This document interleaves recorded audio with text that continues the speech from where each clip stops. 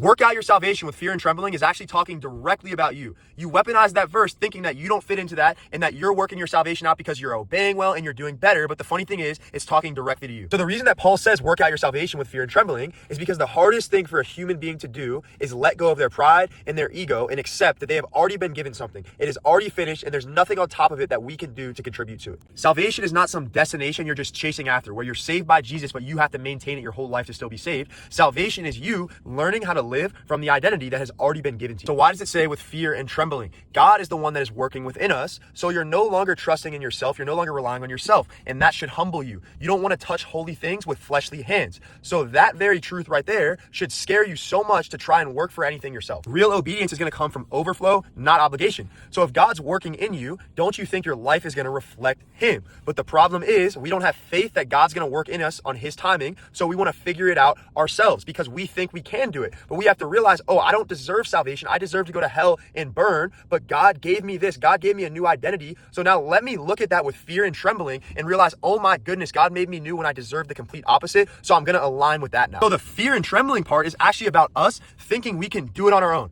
Religion has made this verse think you better get serious before God takes it away. But the funny thing about that is we never could get serious. That's why Jesus had to die. That's why God has to work in us. If we work for it ourselves, we're going to go straight to hell. So what's really going on here, Paul is trying to get us to see, stop resisting God's way. Stop trying to do it your own way and just accept that you receive salvation through Christ alone and have faith that that's going to transform your life. Let me give you guys an analogy. Let's say I bench 315 pounds. I'm not going to the gym anymore saying I'm working to hit 315. I already did it. I'm working out what I already have. I'm learning to use the strength that I already have in different areas. But here's the human problem. You already bench 315, but you still have the urge every day to go into the gym and keep doing it to prove that you still have the strength. You're constantly checking, you're constantly analyzing if you still feel strong enough. The thing is, you never lost the strength. You just don't trust that you already have it. Confuse assurance with repetition. You waste energy re-earning what you've already done. So instead of using that strength to grow in other areas, to have more stability, to get stronger in your other lifts, you constantly just focus on maintaining something that you've already accomplished. So this is what happens with salvation.